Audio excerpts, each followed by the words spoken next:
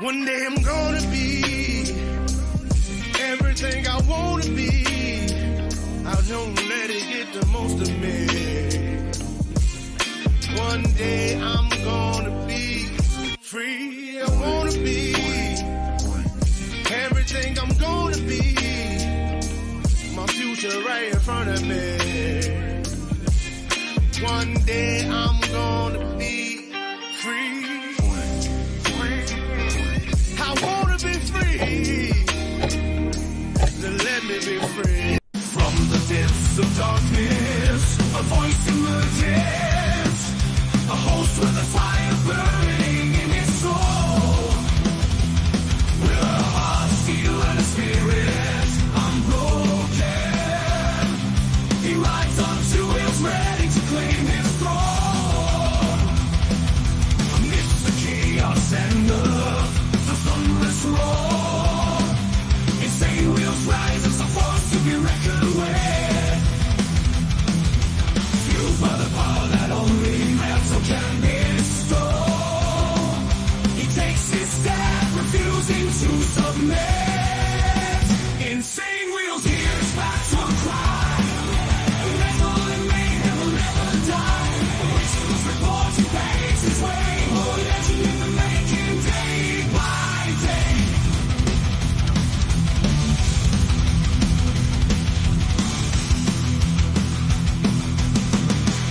Good morning, everybody. Let's get it in. Shout out to all of you guys, man. And a big round of applause to each and every single one of you guys that are a part of the Breakfast Club, man. I cannot thank each and every single one of you guys enough. Good morning, good afternoon, good evening to all of you guys. Make sure you, as you guys come into the live show, make sure you guys hit that like button. It is the #1 metric of all of YouTube. I very much appreciate each and every single one of you guys. Good morning. Also make sure that you guys are subscribed down below. We've got an interesting one. We've got, we've got JD Vance. This is Incompetence. And listen, at the highest, what he says, the highest order. So we're going to go ahead and discuss that, as well as discussing actually some very similar news, but we're going to be watching a video that just came out. These both just came out like maybe 25 minutes ago. So, you know, all this shit is like right now. So good morning. Let's get it in. Shout out to all of you guys. Also, make sure if you guys would like to support the channel, man, and have, you know, like, shoot, a shout out for all of your guys' help, man. We've got this scrolling down below. You know, listen, man, YouTube takes a 30% cut, you know, so if you guys don't like that, you know, we got these down here. But also make sure you guys become channel members, man. I mean, that is where we have a great ass time Saturday mornings, man. So hopefully you guys have been enjoying those members only live streams, man. It's been a great ass time. Good morning. I see you guys over here in the chat, man. We got Stray Jacket, Barbie, Brother Steve. We got Glare. Shit, man. Good to see you guys, Brother S&S, Big Joe, Hook Dog. What's good, man? Brother Dean up in here as well. Shit, man. Beezer. Damn. Hardwire. All of you guys, man. It's so great to see you guys. Doing his JD Vance pose. Yes, I'm totally like nailed in. You know, look at it. It looks like I've got like the perfect pose, you know? Look at that. Tell me that isn't like the ideal situation right there. Yeah. So shout out to all of you guys, man. All right, let's get it in this morning. So we're going to go ahead and discuss. We've got a two-parter this morning. Okay, guys. We've got the JD Vance where he addresses the nation basically like not even an hour ago. So we're going to watch all of that because it's great. Great. I watched about half of it. And then what we're going to watch on the second half, I have not watched yet. So that's going to be live reaction, you know.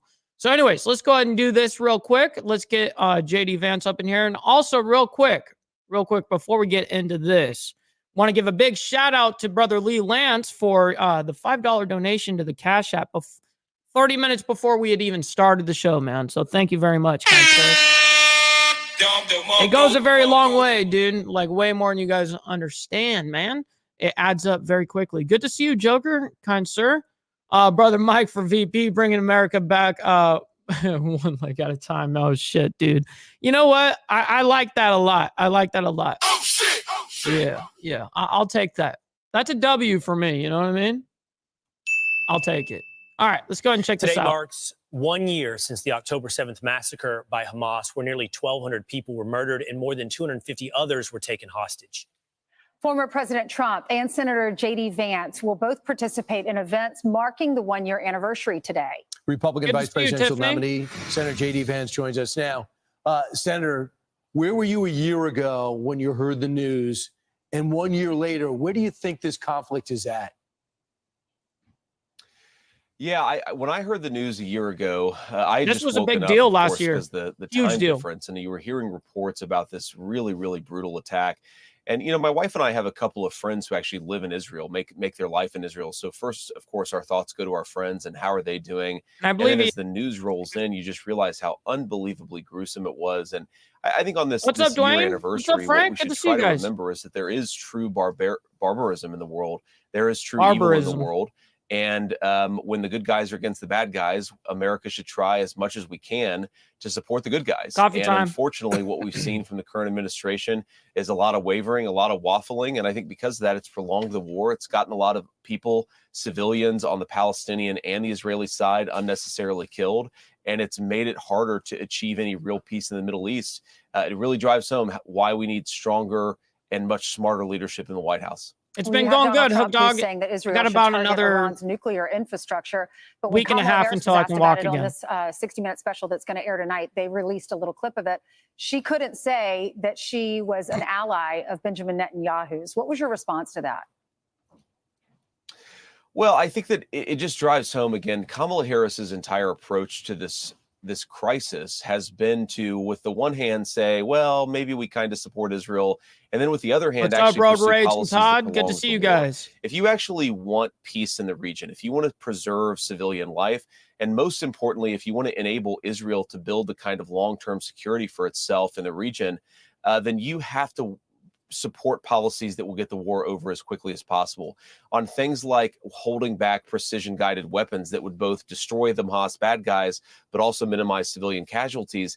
Kamala Harris has sort of been at the forefront of threatening to stab our allies in the back. And because of it, we have a war that has gone on for much longer than it should have. Frankly, if the Israelis weren't able to do what they do best, I think this thing would have been over months ago, and we could have been on the pathway to rebuilding a Abraham Accords, a Middle Eastern peace process that unites Israel with some of its Arab neighbors to provide a counterbalance in the region to Iran. What we have now is, unfortunately, Iran is empowered. They're richer than they've ever been before, and they are emboldened to attack not just Israel, but a lot of really important American assets in the region, American economic interests. And unfortunately, it's all been emboldened and all been encouraged by Kamala Harris's weak leadership. Senator, I want to ask you about North Carolina. There are a lot of there's a good lot question. of debate and a lot of conflicting reports. Good topic, rather. And he hasn't even posed the question yet. But if it's on this topic, North Carolina needs to be brought up. It's about whether or not money is coming from FEMA money spent on illegal immigrants or the resettling of migrants. And could that have gone to the American people in need in North Carolina? There's conflicting reports and there's debate about the responsiveness as well of FEMA. You've done a good job of separating and talking about the priorities, I think, of the American government. My question for you is, how would you and Donald Trump in a situation like this ensure that you live up to what you have talked about, that we place Americans first?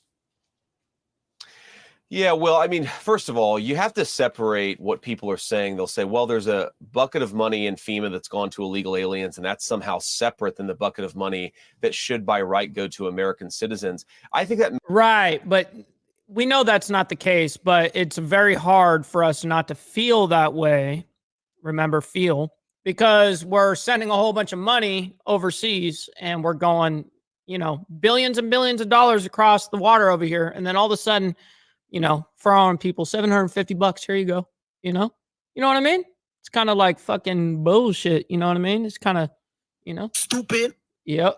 Misses the fundamental point that the Biden-Harris administration has turned FEMA effectively into an agency that helps to resettle and helps to deal with illegal immigration. No that kidding, is just Steve. fundamentally going to That's a big distract sign focus from their in the core South. job of helping American citizens in their time of need. I think the fundamental mistake that Kamala Harris's administration has made here, Will, is that from the get-go, you should have imposed military-style command and control. Yeah. You've got 8 different bureaucratic organizations. You've got a lot of different bureaucratic fiefdoms that sometimes delay the provision of necessary resources. You need to empower a military commander on the ground to get helicopters to where they need to go, to get supplies to where they need to go, to cut through some of the FAA bureaucracy when it comes to, you know, planes and helicopters landing in the right place. The problem here, I really believe, is just it's like the DMV at industrial scale. And because of it, a lot of folks in North Carolina are suffering unnecessarily. I hope to God you don't have unnecessary loss of life, but I fear that we do. And it all goes back to, why do we have a president and a vice president, one of whom is on the beach, the other of whom is participating in fundraisers rather than doing their job? It is incompetence of the highest order. And what Donald Trump would do if he was president is impose real leadership. Force the bureaucracy to be responsive, not at a bureaucratic pace, but at a business pace to the needs of American citizens. That's how you save lives and limit needless suffering. Well, I can tell you, I guess they have to go back to the Senate if they want to change buckets of where the money's going to go. But if you look at FEMA spending, that's they right, put Claire. You just end up $1.4 billion there. on migrants. You didn't plan Shelter service, when you woke up. I'm going to go there later. Emergency food services, $780 million. I think that is obscene. I think that's got to stop, and I imagine you guys are going to attack that right away. Never before. The other thing is, just use the Army.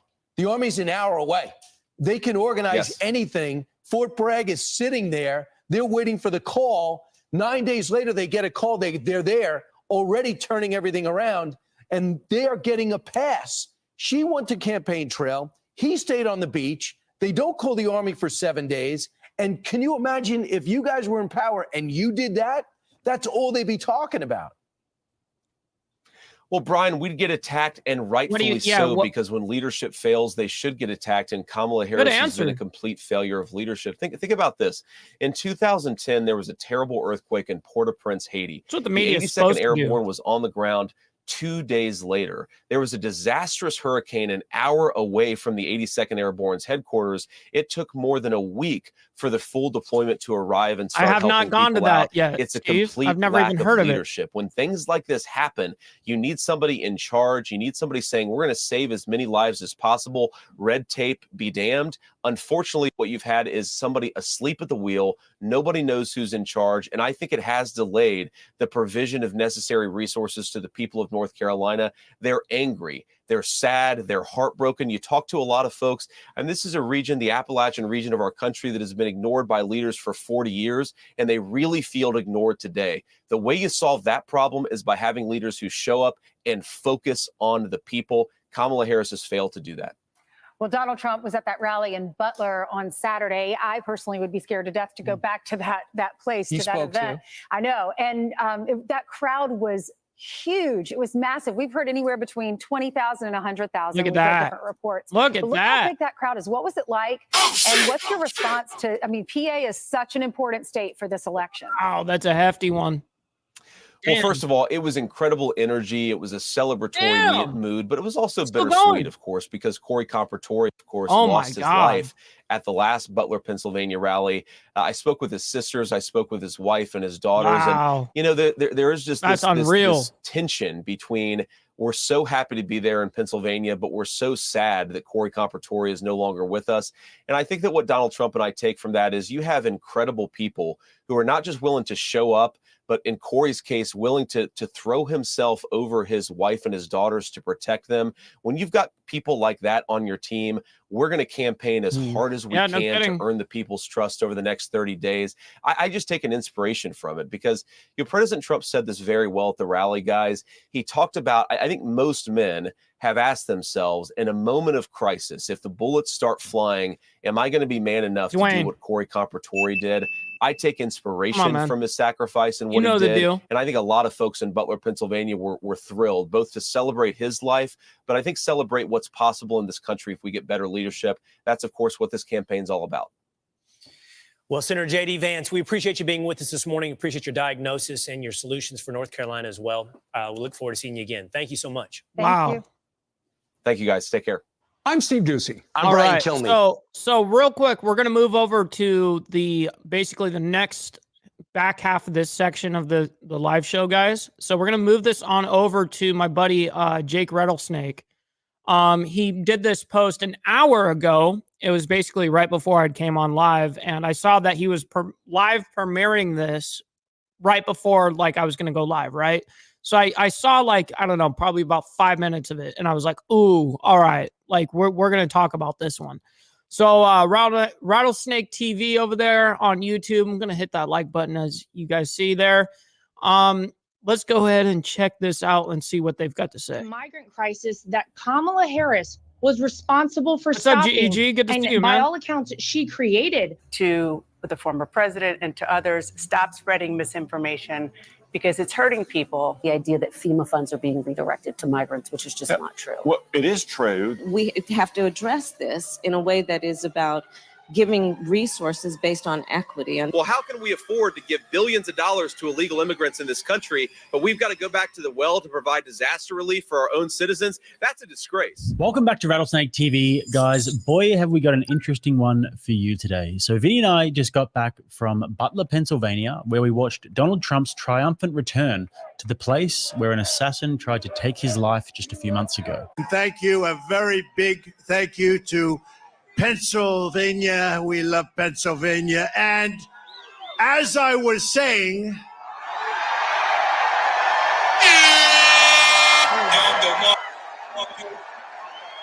and one of the big focuses from this rally, besides, of course, mourning and honoring the late, great Cory Compratore, was the absolute failure of the Biden-Harris administration in aiding the victims of Hurricane Helene, who have had their lives turned upside down by this disaster. I just want everyone to know that we are displaced due to Hurricane Helene from Western North Carolina. We cannot go home. We have no power, no food, no water, no nothing. We are spending $400 a night on a hotel due to price gouging in the surrounding areas. I believe because it. They know that people have nowhere to go. Yep. We applied for FEMA. Myself and my sister applied. My sister applied first. She got denied. I said, okay, let me try. I applied. We got denied. So we have both been denied FEMA assistance. So everyone's saying FEMA is helping $750. And by the way, that $750 wouldn't even cover 2 nights at this hotel. So I just want everyone to know that FEMA sucks and president's doing nothing and we are stuck here. I am blowing through all my savings in a hotel. And our vlog from the rally will be out in the coming days, so make sure you're following Rattlesnake Travel for that one. And after this messaging, the Democratic propaganda machine known as the mainstream media has gone into absolute overdrive trying to protect the narrative. They are having Republican guests on just to assert that reality isn't real. But despite their best efforts, today I'm going to be absolutely destroying their bullshit with some big receipts that very few people seem to actually be talking about. So let's get into the first bit now, where Dana Bash had the lovely Lara Trump on, who was in attendance at Butler. And then we will tear apart this narrative. And towards the end, I'm going to explain how easy it is to just wreck these people in a debate. So stick around for that. Bob, good to see you, man. Let's get into the first clip. Laura, I want to ask you about something that the former president said last night on that stage, specifically about Hurricane Helene in your home state of North Carolina. He said that FEMA is only offering $750 to Americans who have had their homes destroyed. That's not true. He's also echoing conspiracy theorists online who falsely claim that the administration is redirecting disaster money for undocumented immigrants. That's also not true. Why is he spreading misinformation in a crisis like that? And does that concern you about your fellow North Carolinians and how and whether they could actually get help?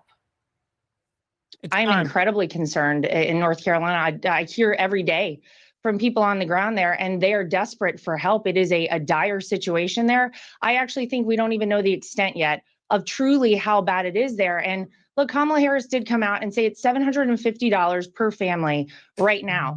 The idea that we've spent $650 million in fiscal year 24 on the migrant crisis that Kamala Harris was responsible for stopping, and by all accounts, she created by having an open door policy at our southern border, but is Laura, infuriating. Laura, let me just stop you right there. Of this country. Let me just stop you right there because I just want to not let this get out there. You are right that FEMA is giving $750, but that is a first step. It's for immediate needs. It's called the serious needs assistance. Santa and said that they are out of money in terms of their hurricane. That's all they're going to do. We have another hurricane heading towards Florida right now. What they have said is that there is money right now. Why don't they have anything in order? Why is it that right now the citizens in Western North Carolina are screaming for help, and it's having to come from local citizens? People from my hometown of Wilmington are driving across the state 6 hours to go to the mountains and help people. It is bad. Where is our federal government? Why are they out of money? It is bad there. But I agree, just a Barbie. quick interruption, guys. Don't forget to smash that like button if you're getting value from the video today.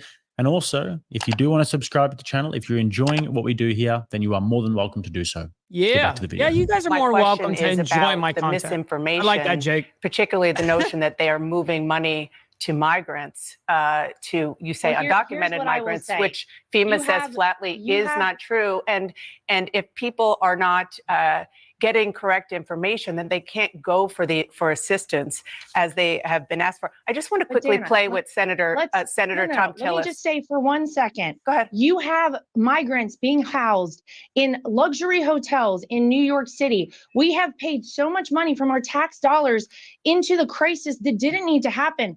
We could redirect money to help people immediately on the ground in North Carolina or in Florida, that they where we're probably going to have coming up in the next several days. That's a separate tranche of money. That's a separate tranche of money. I want you to listen to. I want you to. This migrant crisis. I want you to listen to what every American.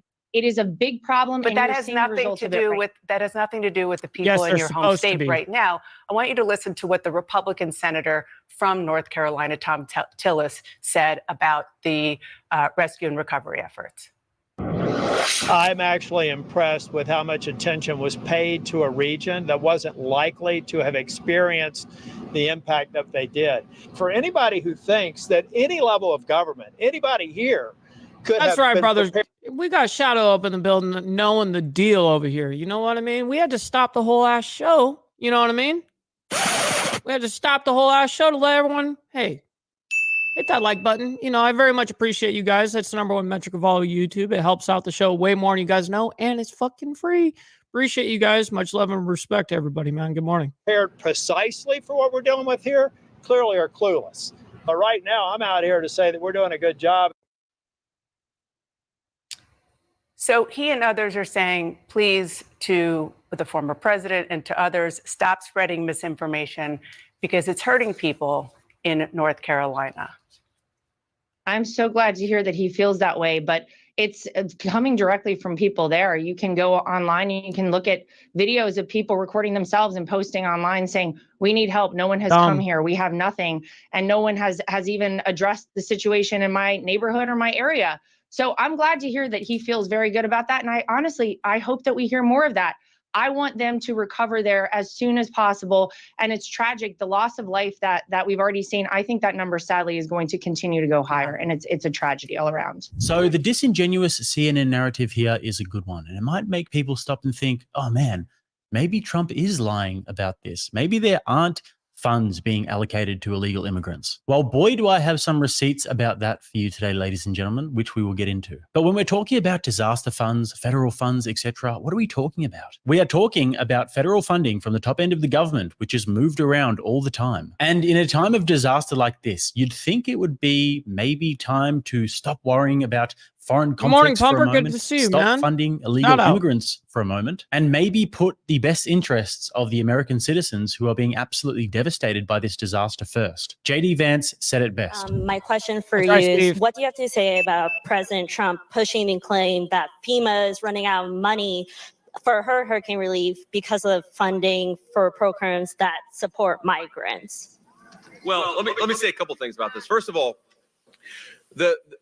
the idea that FEMA is running out of money is something that the leadership of the Harris administration has said. That especially if there's another disaster, I'm one of them, man. They've said that they might have to go back to the well. And I think a lot of Americans are saying, well, how can we afford to give billions of dollars to illegal immigrants in this country, but we've got to go back to the well to provide disaster relief for our own citizens? That's a disgrace. Now, the media's obsessed with, well, there's one bucket of money over here and there's another bucket of money over here. I know beyond a shadow of a doubt that our own government is sending billions of dollars to illegal aliens when there are hardworking Americans. We got to focus on them. Focus on our American citizens who have had their lives destroyed by these terrible storms. Good to see you, That's what Kamala Harris ought to be doing, and it's a damn shame that she's not doing it. So this is what the mainstream media are running with, guys.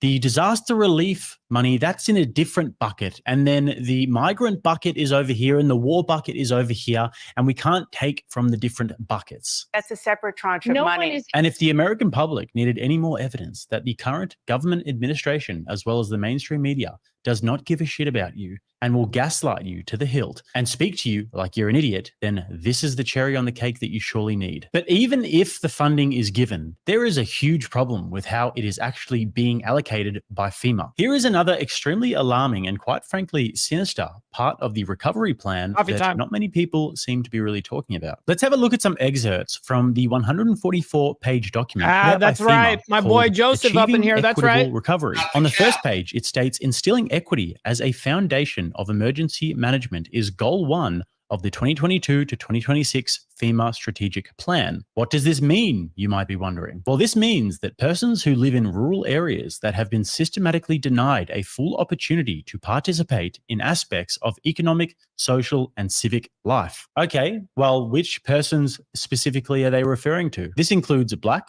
Latino, and Indigenous and Native American persons, Asian Americans and Pacific Islanders, and other persons of color, members of religious minorities, lesbian, gay, bisexual, transgender, and queer, LGBTQ plus people. Sparked a few things. Oh, shit.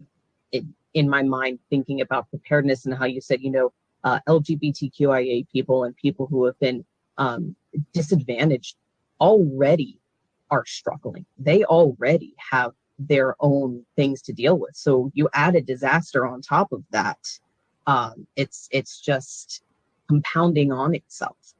And what are they even talking about? That is maybe the why of why we're having these discussions, is because it isn't being talked about. It isn't being socialized. We're not paying attention to this community. Thank you so much. Maggie. Thank you. There are a couple of things that are intersecting in my mind here. One of them is the culture of emergency management as an organization, as an industry in the United States specifically, not abroad. This has, and my cat sometimes does this, she gets really loud suddenly, so you'll have to just allow for the little meowing in the background. The shift that we're seeing right now is a shift in emergency management from utilitarian principles where everything is designed for the greatest good for the greatest amount of people to disaster equity. But we have to do more, right? And so this topic is intersecting, I think, with a number of other topics where we have to look at policies and understand to what extent. Man, this is some, like, you're saying a whole lot to get a whole lot of nothing being said here. I mean, what the fuck are we talking about on this panel? Extent they have disadvantaged communities that had less assets, communities that had pre-existing vulnerabilities in accessing disaster-related recovery supports. Really not a good time to be white or heterosexual or a Christian in a disaster zone, guys. Wolfheim is calling it out right now. He says it's fucking coffee time, bro. All right, sheesh, man. I very much appreciate you for that love right there. Appreciate that. It very much is appreciated, kind sir. I very much appreciate that. We've got the 27 Swedish currency over there. I don't know what their actual currency is named, but hey, appreciate that, kind sir. And also make sure while we're on pause for a second, make sure to smash that like button, just like Brother Code said. Absolutely. Much love and respect for that. He goes on to state, and this is not a parody, the higher the number of isms you face, i.e. racism, sexism, ageism, the higher your risks before, during, and after a disaster. Good morning, Papa. Good to see you, man. Think about this? Well, she's all for hurricane equity. Have a listen to what she's had to say. It is our lowest income communities and our communities of color that are most impacted by these extreme conditions and impacted by issues that are not of their own making. And so absolutely. And so we have to address this in a way that is about giving awesome. resources based on equity, understanding that we fight for equality, but we also need to fight for equity, understanding not everyone starts out at the same place. And if we want people to be in an equal place, sometimes we have to take into account those disparities and do that work. So hurricane equity is all the rage at the moment. But wait, there's more. Oh, there FEMA always also is. pays for the Shelter and Services Program, which provides humanitarian services to non-citizen migrants following their release from the Department of Homeland Security. More than $1 billion over the last 2 fiscal years have gone to these NGOs, as you can see by this chart. And there's Most more. of it's work FEMA's salary. Emergency Food and Shelter Program provides funds for emergency food and shelter program assistance, specifically to support families and individuals encountered by the Department of Homeland Security, aka people who have crossed the border. In the past 4 fiscal years, as you can see, the number put towards this has ballooned from 30 million in 2019 to 425 million in Wait, Gold Bar's 2023. in And here? now Mayorkas is I don't saying see him. FEMA is lacking I'm funding looking. for further relief. I wonder where it all went. How did the bucket become so empty? And guys, this is only the tip of the iceberg when it comes to the insistence on DEI in US federal agencies, which is, of course, spearheaded by the there he Democrats. is. Joe Biden signed an executive order Gold on Bar, his shout first out to day in Gold Bar office. up in here, man. He's the channel sponsor, man. So much love and honor and respect for him being in here, man. Having a good ass time with us, you know what I mean? He's the one that allows me to be able to have some left-handed tobacco, you know what I mean? So hey, much love and respect to you, kind sir.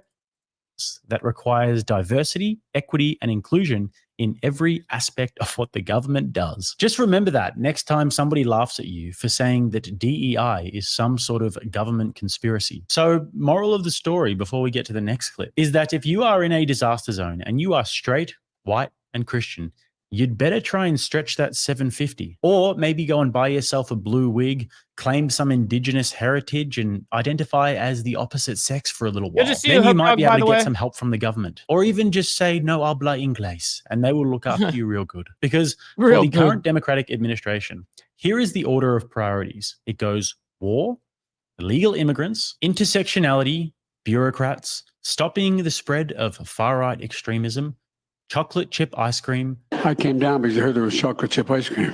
School buses. Can you raise your hand if you love a There's yellow his YouTube school channel, bus, right? Gold Bar. And then somewhere way down the bottom there is you and your community. And now with all of those facts in mind, let's now have a listen to Tom Cotton on the same day after the rally, appearing on Meet the Press, MSDNC, being asked the same questions with the propagandist talking head posing as a journalist, stating the exact same baseless assertions after every single exchange. And let's just watch the propaganda machine working. Let's start off by talking about Hurricane Helene. We know that former President Trump has made, quite frankly, a series of baseless claims, including that the Biden administration is intentionally withholding aid from areas where Republicans live, also saying that FEMA funds are being redirected to migrants. Both those claims have been debunked. They're false. Here's what Deanne Criswell, the FEMA administrator, had to say about it. Take a look. This level of misinformation creates this scenario where they won't even come to us. They won't even register. kidding, and I Steve. need people to Yep. register so they can get 100%. what they're eligible for through our programs. 100%. Senator, what do you say to that criticism that Mr. Trump is confusing people at a very time when they need help the most? Well, I don't think he's confusing anyone. I think the administration did get caught flat-footed here, and that Joe Biden and Kamala Harris have proven to be overmatched by events again. If you hear from hysterical. Brian Kemp, the governor of Georgia, who's very close to this, is monitoring it on the ground, Georgia's response, he said that the administration's response has been lackluster. I think there's an obvious difference between what happened in western North Carolina, northern Georgia, eastern Tennessee than the normal kind of hurricane impact we see. Most of the time hurricanes are hitting on the coast. Thank you, hitting dude. by You definition believed in flat me in the land. They beginning, can dude. cause devastating damage.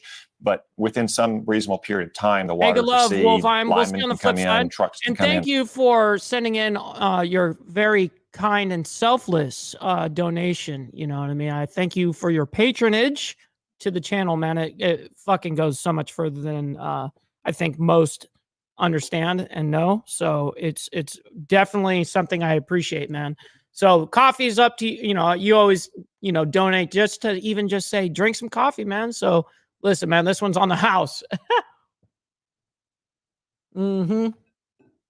Needed it. Yes, sir. Appreciate it as always. Supplies. If you look at the geography of where Helene did the most damage, it's in the mountains where you have small, narrow valleys.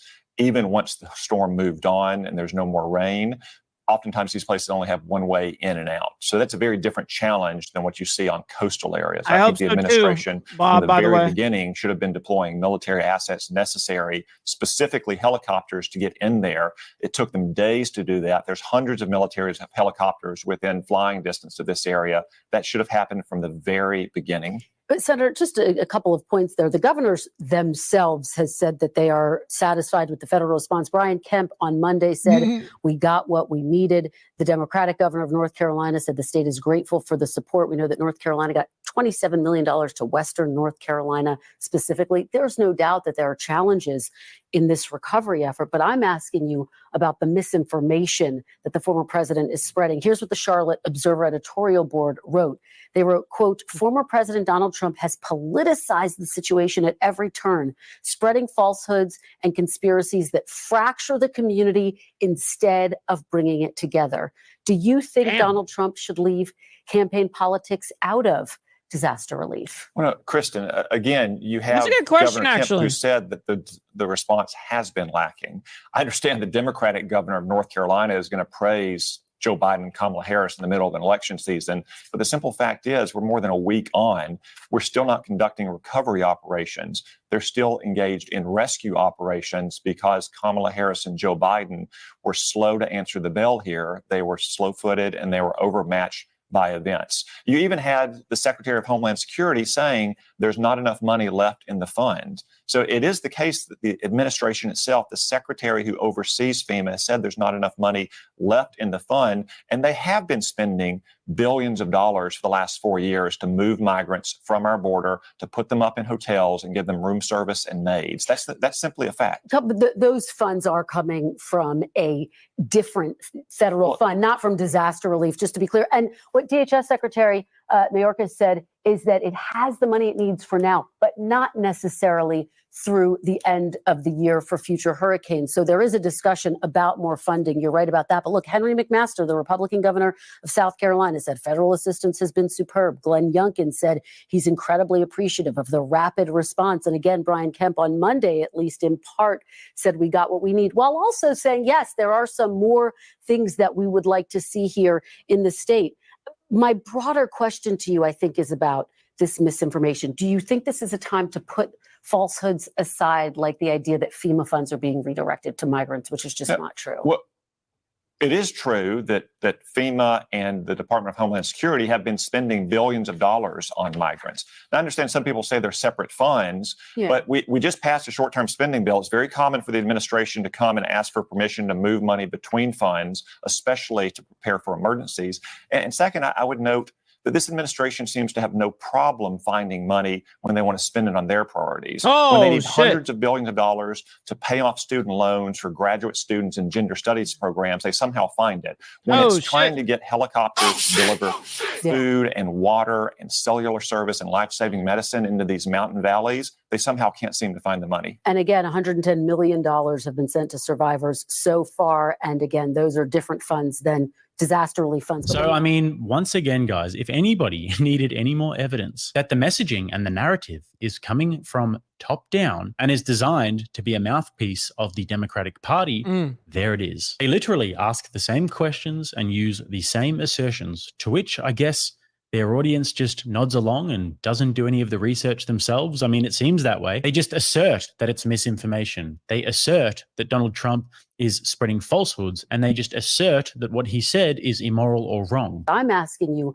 about the misinformation that the former president is spreading. Why is he spreading misinformation? And really, this sort of rhetoric by these anchors is a basic logical fallacy. It is terrible. And the Republicans that come on these shows would do well to untangle this fallacious reasoning by applying the most rudimentary version of the Socratic method. He's not wrong. If somebody makes an assertion that it's misinformation, that it's been debunked, then just say, what's your evidence for that? Well, I mean, these governors said so. Okay, well, that's just an appeal to authority or an inappropriate generalization or an anecdotal fallacy. That's just an example of a few biased governors. Here are the actual numbers, and now the burden is on you, the propagandist, to actually debunk this claim rather than just saying it's been debunked. Something that Tim Walz failed to do miserably in his debate with JD Vance. I asked a specific question, Governor. You gave me a slogan as a response. It's not the case. It's not true. That's not what the law says. So they fact-checked it with President Trump. Gentlemen, there's a lot to discuss. We have to move on. And also, we actually saw Corey Lewandowski do this to Jim Acosta in a video that I covered last week. But Jim, you just said that was a false number. How do you get how do you get to that? What data do you have that says Customs and Border Protection is wrong? Yeah. I also want to ask you about something that but Trump Jim, you just said it was wrong. You see how quickly he unraveled when Lewandowski just asked the most basic of questions. How did you arrive at that assertion? I mean, you literally just have to turn the tables, use their own logic against them, or use their own line of questioning against them, and then boom, there you go, silent. So guys, keep that in mind when you are engaging in rhetorical wing chun with friends, with family, with colleagues, or with just liberals anywhere. So with that, don't forget to like the video if you got value from it, and subscribe to the channel if you like it here. And if you'd like to watch another one, right here. Next time, I'm Jake. This is Rattlesnake TV. Great video, by the way. Jake over there, Jake Rattlesnake. You know what I mean? Good job, kind sir. Very much enjoyed that. You know what I mean? And yeah, this is kind of crazy how the back-to-back hurricane ordeal that we're having. So I believe the hurricane sped up a little bit. Nothing like extreme, but it did speed up a little bit. And I think it's supposed to do touchdown Tuesday night, or if not early morning, Wednesday morning. I believe that is the case as of right now. But yeah, it is absolutely crazy. Tampa ordered a mandatory evacuation. Milton's at Cat 4 now. Oh, wow. And they're looking at Cat 5 by tomorrow, 12 foot of storm surge. Milton's at 150 mile per hour winds right now and building. At 157, it's a Cat 5 on Floridians. Damn. Holy fucking shit, man. It's definitely going to be something I'm going to be keeping in my prayers in the, definitely the next couple of days. Yeah, that's right. The only Jake I trust is the Jake from State Farm. That's right. Yes, sir. Oh, my fucking God, Dwayne. Yes, sir. Cat 4, last I looked. Yes, sir. This hurricane is ground leveling. Oh, wow. I see what you're saying. Holy shit, guys. Well, mega love and respect to everybody, man. Thank you guys so much for the immense amount of support, love. Just being here, viewing is more than enough. You know what I mean? So you guys, all the donations that, we receive over here, man, it doesn't go unappreciated. It's something that is, it allows the show to keep doing what it's doing, man. So I very much appreciate your guys' love and support in that regard, man. It's unreal. Steve says the last real bad one I had was Matthew. It was crazy. My garage literally floated away and I lost so much stuff that we were lucky to be safe. Damn, bro, that's fucking crazy. Absolutely crazy, man. Well, with that being said, you guys be safe out there, man. Happy Monday. Try to enjoy it as much as possible. Try not to have the Monday blues too much. If you guys are going to be dealing with any sort of, storm and or weather from the hurricane, man, I'm going to be honest. You don't need to die over it. If they're telling you get the fuck out of there, get the fuck out of there. I know it's, you guys are Floridians and like, hell no, I don't need any of that shit, but no one needs to die. You know what I mean? Items can be replaced for the most part. You know what I mean? But with that being said, much love and respect to everybody. Be safe out there and we'll see you guys tomorrow morning. Peace. From the depths of darkness, a voice emerges, a host with a fire burning in its soul. With a heart, steel, and a spirit unbroken, he rides on to